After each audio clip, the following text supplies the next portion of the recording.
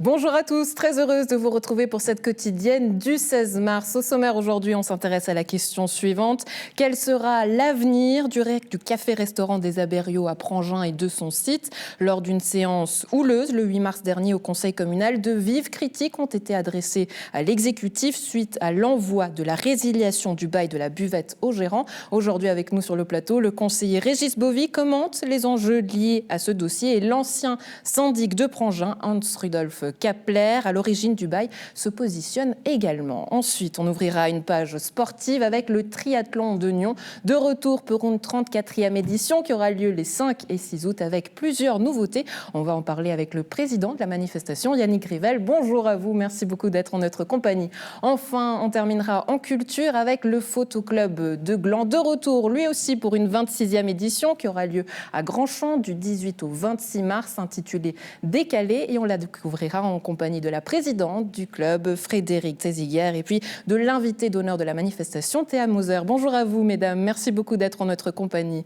On va ouvrir à présent cette page d'actualité avec vous, Régis Bovy, Hans-Rudolf Kapler. Je vous en prie, venez me rejoindre sur ce plateau. Prangins, dont on discute beaucoup, un sujet devenu émotionnel au village, notamment dans les affaires politiques également, suite à cette séance du conseil communal où il a été annoncé la résiliation, l'envoi de la résiliation du bail de la buvette au gérant. Merci beaucoup, messieurs, d'être avec nous. Alors, je l'ai dit, c'est un sujet qui est devenu émotionnel et qui agite aujourd'hui la sphère politique. Mais Régis Bovy, qu'est-ce qui s'est passé lors de cette séance au conseil communal ?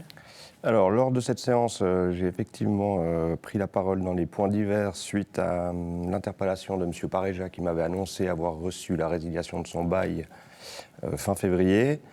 Et je lui avais dit que j'en parlerais effectivement dans cette partie divers pour questionner la municipalité, alors surtout par rapport à la forme qui a été utilisée.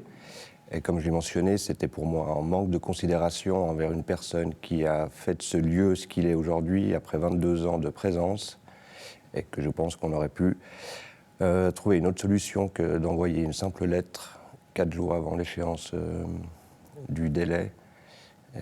Donc la discussion est partie effectivement là-dessus. Alors aujourd'hui, on précisera que l'exécutif contacté par notre rédaction n'a pas souhaité s'exprimer pour l'instant et de répondre à nos questions. Seul un communiqué précisant plusieurs points sur lesquels on va revenir avec nos invités aujourd'hui a été envoyé. Régis Bovy, est-ce que c'est la bonne stratégie? Et vous-même, est-ce que vous avez obtenu des réponses lors de ce conseil? Alors sur le manque de considération, pas tellement. Après, il y avait une autre question qui était par rapport au timing. Et puis, mais effectivement, la municipalité est restée assez silencieuse à ce moment-là. Et par contre, elle a réagi. Alors, il y a effectivement, même moi, j'ai été surpris un peu de l'ampleur qui a découlé suite à cette intervention. Il y a plusieurs conseillers qui se sont exprimés. Il y a eu un article dans le journal. La municipalité a émis un communiqué de presse lundi. Oui, mais pourquoi, pardonnez-moi, vous êtes surpris? Parce qu'on sait que c'est quand même un lieu auquel les Pranginois sont attachés, qui est aujourd'hui victime de son succès, hein, on peut en parler, mais c'est quand même un lieu qui suscite des émotions. Pourquoi vous êtes surpris du coup? Parce que c'est rare quand même de voir un communiqué de presse d'une municipalité à ce sujet. Et puis c'est vrai que c'était pas à l'ordre du jour en fait ce thème. Il y avait d'autres sujets aussi importants qui ont été débattus pendant le Conseil. Et je pensais effectivement pas que... Alors oui, hein, il y a un côté émotionnel, il y a un côté de ce lieu qui est incontournable à Prangins. Et voilà, mais c'est très bien. J'avais dit que je mentionnerais ça lors du Conseil, ça a été fait. Et puis que maintenant, toutes les parties sont au courant, y compris le Conseil, de cette affaire-là. Mais pourtant, le réaménagement du site, on sait que ça fait partie des points d'intérêt des conseillers, du législatif. Il y a beaucoup de questions qui sont soulevées par ce lieu et ce réaménagement. On peut citer la steppe, les terrains synthétiques dont vous pouvez peut-être nous en dire un mot. Il y a une vision d'ensemble aujourd'hui qui est voulue par le législatif. Ce que vous souhaitez finalement, c'est qu'on puisse s'intéresser à ces questions au même temps pour finalement pouvoir travailler une pierre tout ensemble. Alors c'était le deuxième point de mon intervention par rapport au timing, c'est qu'effectivement, en postulat a été soumis au Conseil en février, un postulat qui veut parler de l'aménagement un peu global, mais plutôt urbain des Aberriaux. Il n'y avait pas tellement de rapport avec les conditions du bail à loyer du restaurant. Mais effectivement, il y a plusieurs projets, il y a eu plusieurs investissements, plusieurs aménagements ces dernières années. Il y en a quelques-uns qui vont arriver ces prochaines années. Et le but de ce postulat, c'était de pouvoir débattre ou soumettre en tout cas une étude sur la gestion globale des aberriaux. Et probablement que le restaurant allait faire partie de ces discussions autour de l'aménagement des aberriaux. Mais ça sous-entend quoi? Que l'exécutif manque d'une stratégie globale ou qu'en tout cas ne la communique pas? C'est ce que vous ressentez? Alors ça sera à l'exécutif de se prononcer là-dessus. Effectivement, ce postulat sur une vision globale fait suite aussi à certains préavis ou certaines discussions où il a été émis effectivement le fait que parfois on manquait un peu de vision globale. Oui, alors ça, c'est pour ce qui s'est passé du côté du Conseil. Hans Rudolf Kaper, si vous êtes là aujourd'hui, c'est parce que je l'ai dit, vous êtes l'ancien syndic de Prangin, mais vous êtes aussi à l'origine du tout premier contrat de bail avec le gérant des lieux qui avait été rédigé en 2004, un descriptif du bail qui aujourd'hui, selon l'exécutif en place, contient des éléments qui ne sont plus d'actualité. Mais pourquoi est-ce que vous souhaitez aujourd'hui prendre parole publiquement? Tout simplement pour clarifier une certaine situation. Et pour donner mon étonnement, comment ça s'est déroulé, parce que moi, j'aimerais parler de la phase où j'étais vraiment en place en qualité de syndic pour expliquer qu'est-ce qu'on a fait, comment on a travaillé, et sur quelle base qu'on a fait. Et ensuite, peut-être la deuxième phase, après mon départ. Et là, il y a peut-être 2-3 éléments que j'aimerais développer. Ouais, aujourd'hui, est-ce que vous avez le sentiment qu'on vous reproche quelque chose, très franchement? Ça, j'en sais rien du tout, si on me reproche quelque chose, mais par rapport à une ou deux questions qui m'ont été posées à l'époque-là, dont je viendrai certainement sur ce sujet, ça m'a interrogé. Ça m'a interrogé effectivement. Allez-y, franchement, qu'est-ce qui vous interroge, justement? Ce qui m'interroge, parce qu'à un moment donné, Madame la syndic actuellement en place, quand elle a pris le dicaster, parce qu'elle était avec moi encore à la municipalité depuis 2009, donc elle était 2 années avec moi comme responsable des bâtiments. Moi, je gérais tout simplement les baux, parce que je trouvais, vu que j'avais les finances, que c'était aux financiers de s'occuper de cela. D'accord? Pendant cette période-là, on n'a jamais rien eu. Et ensuite, plus tard, quand je suis parti, elle est venue une fois vers moi, Madame la syndic, elle m'a dit « Qu'est-ce que tu as trouvé comme arrangement avec M. Paréjean ?» J'ai dit « Quoi comme arrangement ?» J'ai presque entendu par cette demande-là qui m'a gêné un tout petit peu. Qu'est-ce que tu as combiné, en quelque sorte? Alors répondez-nous franchement, est-ce qu'aujourd'hui un arrangement entre vous et le gérant des lieux et de cette buvette café-restaurant, on va peut-être définir les termes, est-ce qu'il y a un arrangement entre vous et M. Paréjean? Oui, cet arrangement était tout simplement être des partenaires loyaux, justes, corrects, basés sur la confiance, basés sur le dialogue, sur les discussions. Ça, c'est l'arrangement, en quelque sorte. Mais il n'y a pas d'autre arrangement. Quand j'ai eu des discussions avec M. Paréjean pour tel et tel sujet, ensuite, j'ai rapporté à ma municipalité et quand on a dû prendre une décision, c'était une décision dans le cadre du collège. Un point, c'est tout. Oui, ces décisions, pardonnez-moi, elles concernent surtout les questions du loyer, aujourd'hui, qui n'arrivent pas à mettre d'accord tout le monde. Alors si on prend les chiffres, ce montant de loyer, il est de 27 000 francs sur 9 mois, qui est le même depuis 2004, nous dit l'exécutif dans son communiqué. Mais est-ce que ce loyer, Régis Bovy, il est équitable déjà par rapport aux autres restaurants de Prangin? Alors honnêtement, comme c'est une responsabilité municipale, le chiffre là, je ne le connaissais pas plus que ça. Je ne connais pas le chiffre des loyers des autres. Alors c'est le chiffre qui est communiqué dans le communiqué écrit en l'occurrence. Maintenant, selon mes informations, ce montant-là n'est pas le même depuis 22 ans. Je pense qu'il était un peu plus que ça il y a encore 5 ans en arrière. Ce montant a été... Bon, c'est plus un secret, vu que maintenant ça a été communiqué, mais il y a eu déjà un échec dans les négociations en 2017. Oui, même une expertise de Gastrovo qui, en l'occurrence, mentionnait le fait que le loyer n'était pas assez élevé. Alors, encore une fois, je ne peux pas me prononcer là-dessus, mais simplement, il y avait eu une proposition des négociations il y a 5 ans avec une hausse du loyer. Simplement, les les termes de la hausse n'étaient pas... Enfin, il n'y a pas eu d'accord entre la proposition de la municipalité et de M. Pareja, mais il était d'accord d'entrer en matière sur une hausse éventuelle. Et suite à l'échec des négociations, il a ensuite lui-même contre-attaqué en demandant une baisse du loyer par rapport au taux hypothécaire, ce qu'il a obtenu. Donc en 2017, la commune a été 2 fois perdante. Maintenant, sur le loyer actuel, je n'ai aucune connaissance des baux à loyer dans ce domaine-là. Je ne veux pas plus me prononcer que ça, mais disons que ce montant-là qui est prononcé n'est pas le même. Oui. Vous me corrigerez, James, si je me trompe, mais à mon avis, n'est pas le même depuis 22 ans. Ouais, on vient de faire un petit historique, mais c'est intéressant, Hans Rudolf Kapler, en votre position d'ancien syndic. Alors, il y a les faits, il y a eu ces négociations de baux, cette augmentation de loyer, mais pas assez, on comprend, du côté de l'exécutif. Est-ce que c'est juste ou est-ce qu'aujourd'hui, du coup, on ressent qu'il y a peut-être quelque chose qui est mal digéré de l'exécutif? C'est quoi l'analyse et les faits, surtout? Bon. Ce loyer, il est juste ou pas? J'aimerais déjà vous expliquer comment on a parti avec ce montant du loyer. Quand on a pris l'affaire... Pardonnez-moi, sans refaire l'historique, parce qu'on n'aura pas le temps. Est-ce que ce loyer, il est juste ou pas? Écoutez, qu'est-ce qui est juste, qu'est-ce qui n'est pas juste? D'accord? Parce que pour nous, c'était juste comme on a fixé le loyer, d'accord?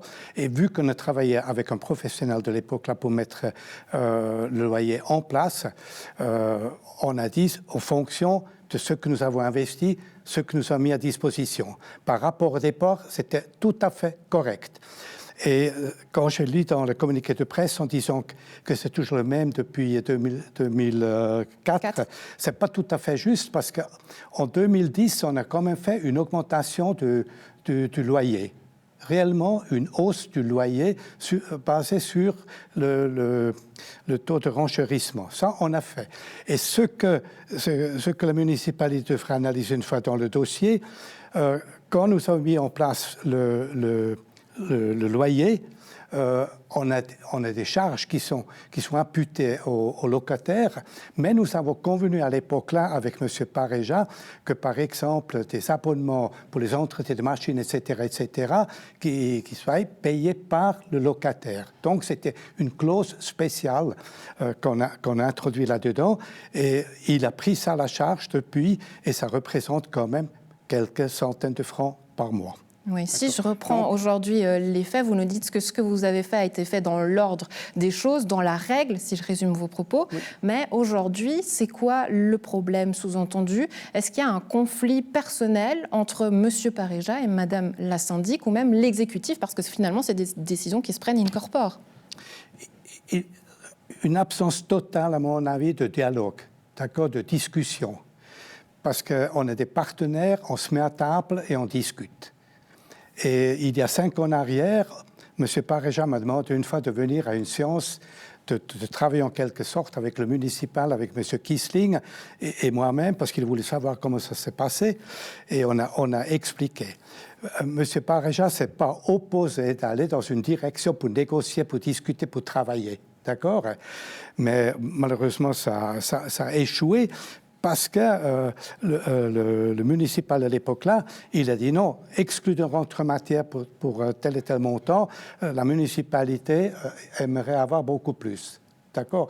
Et ça crée un tout petit peu de tension, effectivement. Et voilà, ils ne sont pas arrivés à s'entendre. Ils ne sont pas arrivés à s'entendre. Un point, c'est tout. Oui, très bien. Donc on ressent qu'il n'y a toujours pas cette entente qui est là. Des négociations devraient avoir lieu prochainement, une rencontre en tout cas, on suivra le fait. Pour retourner à l'essence même du lieu et de comment est-ce qu'on l'appelle, café buvette ou café restaurant, Régis Bovy, on comprend, ce restaurant il est là finalement depuis plusieurs années, une vingtaine d'années, il est aujourd'hui victime de son succès, 50 places mais finalement il y en a 187. C'est là, c'est un fait, mais c'est quoi? Est-ce que cette évolution, elle n'est pas tout simplement naturelle? Elle est naturelle, mais elle est aussi due à M. Pareja et à toute son équipe qui ont fait de ce lieu un endroit, effectivement. Alors, certes, il y a une vue incroyable sur le lac et sur les Alpes, sur le château de Nyon est coincé en bas du château du Musée national suisse à Prangin, mais c'est quand même grâce à sa convivialité, à son esprit d'accueil, il y a un esprit de partage, il y a de la générosité dans ce lieu, et c'est quand même... Grâce à lui, c'est aussi lui-même qui a investi dans une partie du restaurant pour pouvoir faire en sorte que ce restaurant fonctionne très bien aujourd'hui. Régis Bovy, Hans-Rudolf Kapler, merci beaucoup d'être venu nous apporter en tout cas ces précisions et vos points de vue. Très belle journée à vous. Et à la maison, on suivra évidemment cette affaire. Monsieur Claude Pareja et l'exécutif sont invités à nous rejoindre ici sur ce plateau pour nous faire part de leur avis. On va passer au plateau sport avec vous. Yannick Rivel, je vous en prie, venez me rejoindre sur ce plateau. On va parler de la 34e édition de la manifestation qui aura lieu en août. Alors, plusieurs nouveautés dont on va discuter avec vous. Bonjour Yannick. Bonjour. On est ravis de vous avoir. Alors, ces nouveautés, c'est lesquelles ? Alors, la première nouveauté, c'est une nouvelle course, un duathlon, c'est-à-dire une course pour les personnes moins à l'aise en natation, vu que ça consiste uniquement de la course à pied, vélo et course à pied, qui était un élément qui manquait à notre panel de multisports liés à la natation, au vélo et à la course à pied. Ouais, ce manque qui s'est fait ressentir de la part des utilisateurs, c'est des bruits que vous avez entendus ou c'est vous-même qui vouliez finalement apporter un petit challenge supplémentaire ? Comment elle est venue cette idée dans le fond ? Alors, on a toujours l'envie de proposer des courses innovantes qui ne sont pas forcément existantes beaucoup. Le duathlon est quelque chose qui existe en Suisse, mais qui existe principalement en Suisse allemande. Il y en a peu en Romandie aussi. Et on sait qu'au niveau du triathlon, la natation est quand même souvent le sport qui peut freiner certaines personnes à se lancer. Et puis, cette course-là va dans ce but-là, après avoir lancé un aquathlon il y a quelques années où c'était que natation et course à pied, du coup, sans le vélo. Alors, c'est une manifestation qui existe depuis 34 éditions, on voit son succès. Qu'est-ce qui fait qu'aujourd'hui, les gens soient encore attachés ? Parce que dans la région, finalement, il y a plusieurs manifestations de ce type-là. Mais qu'est-ce qui fait son succès, selon vous ? Je pense que le triathlon, au final, est en essor en Suisse depuis une vingtaine d'années et maintenant a vraiment toujours progressé en termes de popularité. Ça reste quelque chose qui est un peu plus technique, pointu qu'une course à pied, on va dire. Il faut plusieurs sports, il faut d'autres matériels. Et les gens aiment bien se lancer des challenges, aiment bien se développer par rapport à ça. Ça, on va dire, c'est au niveau du sport. Au niveau de l'événement et du triathlon de Nyon en tant que tel, je pense que c'est son site. On a la particularité d'être dans une ville, en passant dans des villages, mais pas en plein centre-ville, d'avoir une belle montée après la natation, enfin pas simplement de particularités qui font, en dehors évidemment de l'ambiance et de l'accueil qu'on propose, que les gens aiment et reviennent année après année. Ouais, au niveau de l'association, comment est-ce qu'elle se porte ? Parce que dans la région, on entend beaucoup dire qu'il y a peut-être des manques aussi de bénévoles qu'on peine à recruter. Comment ça se passe au triathlon de Nyon ? Ou justement, est-ce que cet engouement, il se fait et que du coup, il n'y a pas ce manque qui se fait ressentir du côté de chez vous ? Alors, on a de base, chaque année, il nous manque des bénévoles jusqu'au dernier jour. C'est clair que c'est un problème. Ça a toujours été. On a toujours trouvé des solutions en harcelant, on va dire, nos amis, nos connaissances de par les membres du comité. Mais c'est quelque chose qui fonctionne bien. On essaye vraiment de mettre en place des mesures pour fidéliser les bénévoles, pour valoriser le travail qui est fait. Et au final, ça reste, je pense, notre plus grande force. C'est que contrairement à la plupart des grandes manifestations de cette ampleur, quel que soit le sport, en Romandie ou en Suisse, on est une association 100% bénévole, tout le comité est 100% bénévole. On n'a pas une entreprise événementielle ou autre qui est derrière et je pense que ça fait notre force, bien qu'évidemment, selon les éléments, ça peut avoir ses limites en termes de disponibilité ou autre par rapport à l'investissement que mettent les gens. Du coup, rendez-vous les 5 et 6 août, les inscriptions sont ouvertes.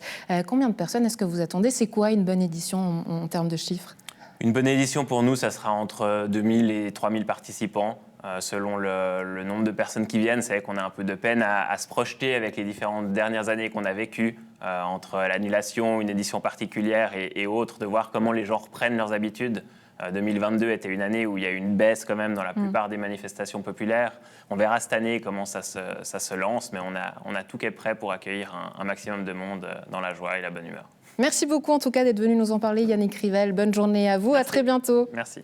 On passe à la page culture avec le photoclub de Gland. Frédéric, je vous en prie, venez me rejoindre. Théa Moser également. On va parler de cette 26e édition qui aura lieu du 18 au 26 mars à la salle des Colonnes de Grandchamp sous la thématique décalée, une exposition qui se veut amusante. Bonjour mesdames, on est ravis de vous avoir. Alors Frédéric, ce thème décalé, pourquoi ? Est-ce qu'on essaye de faire plus original, j'imagine, mais apporter une petite touche humoristique aux photos, comment ? Ça peut être humoristique, c'est vrai que c'est vraiment décalé. On peut trouver aussi des mises en scène très spéciales. C'est là qu'on voit que nos membres ont vraiment eu beaucoup d'imagination et ça va être super. Alors, cette imagination, on va la voir justement en photo et en images. En régie, je propose qu'on puisse les découvrir ensemble pendant qu'on continue à discuter. Théa Moser, vous êtes l'invitée d'honneur de cette édition. Votre rôle, c'est d'apporter des conseils aux photographes. C'est quoi une bonne photo ? C'est une très bonne question. Pour moi, une bonne photo, c'est une photo qui parle à son public, quand on voit cette photo, on ressent quelque chose, on se projette dans l'image, on ressent une certaine émotion. Pour moi, c'est ça une bonne photo. Ouais, quels sont les conseils que vous avez donnés à ces photographes et qu'est-ce qui vous tenait à cœur de dire? J'ai donné pas mal de conseils. Bon, l'esthétique est aussi importante dans une image, selon moi. Donc, des conseils esthétiques, par exemple, un ordre dans les images dans lesquelles on propose ces images, les compositions, les couleurs, les contrastes et aussi la thématique.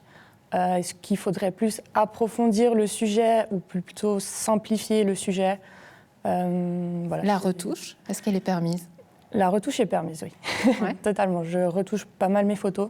Donc, je trouve que c'est aussi la façon d'apporter sa patte à l'image. Chacun a son style de retouche personnel.